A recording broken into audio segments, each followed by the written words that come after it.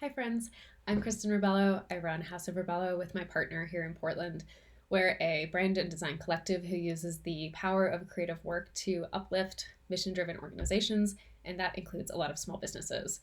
So I did another video here, which you can check out. It is a 101 creative marketing for new businesses. And now I want to talk about the 6 best practices for designing your logo, because while the creative strategy that you need when you're starting any sort of new venture is definitely more than just a logo, it's pretty common that the logo will be that first piece of brand development that you need to create for whatever it is that you're starting. So in this video, I'm going to dive into, first of all, why it's important to have a logo, and then those best practices to make sure your logo is representing your brand in the best possible way.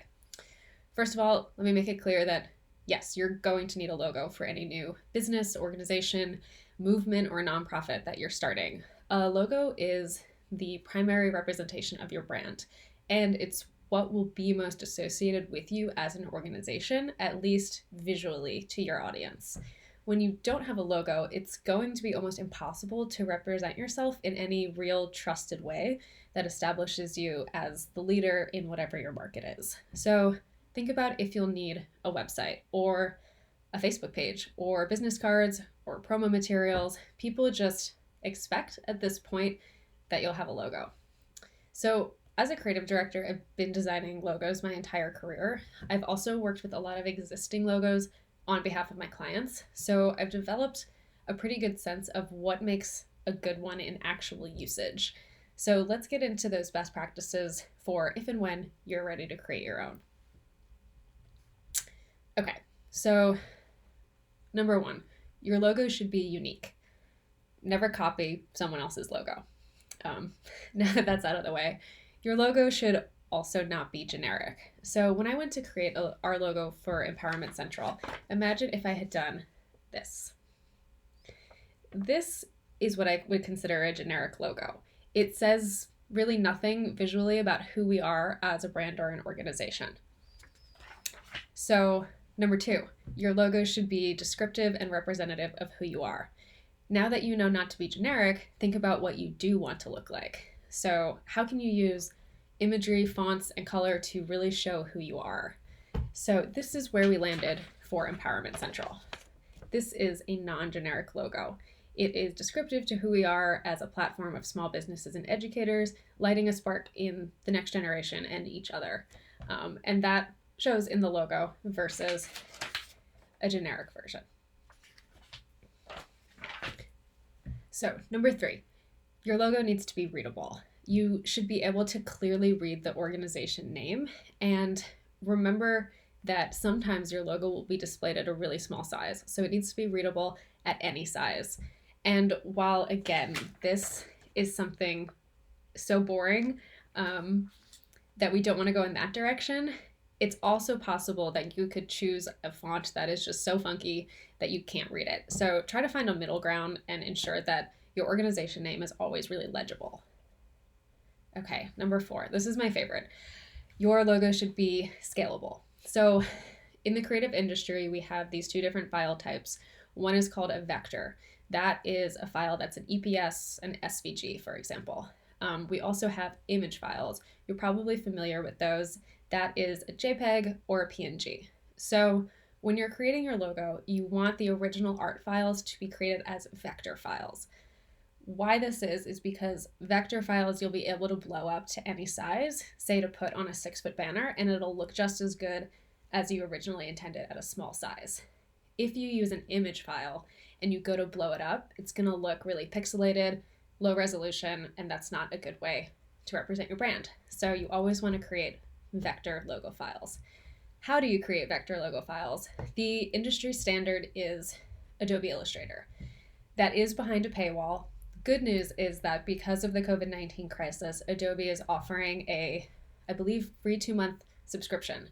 So you can go download it and check it out and create some vector files.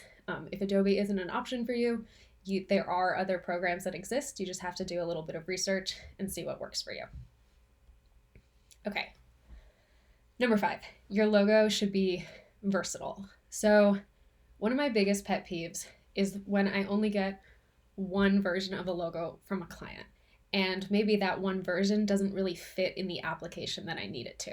So another client of mine, First Step Expeditions, is a travel company, and this is the primary logo we created for them.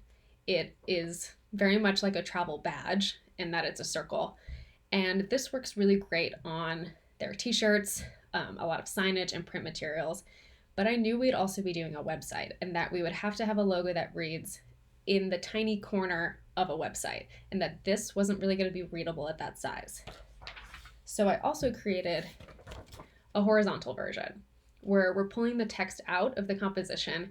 It looks the same, it uses the same imagery, but it's just a different version of it.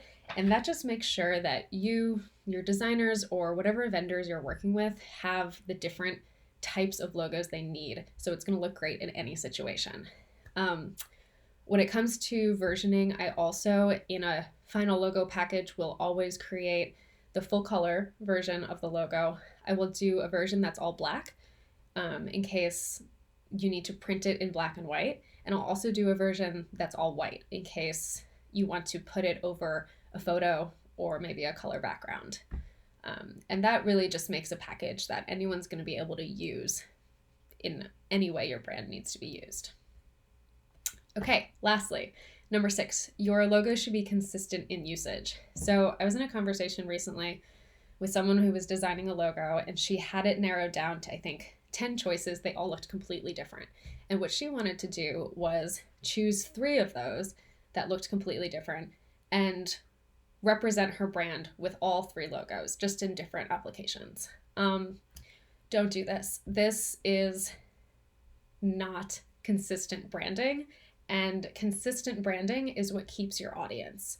When you have 3 different logos for one organization, it's very confusing to your audience, and you're going to end up losing them. So just pick one logo, do different versions of it, again, if you need to.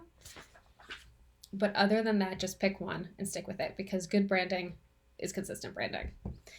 Okay, thanks for tuning in. I will be back here with more videos diving further into the power of design. And if you have any questions, or you just want to talk more about logos, you can always schedule a creative strategy session with me at houseofrebelo.com/contact.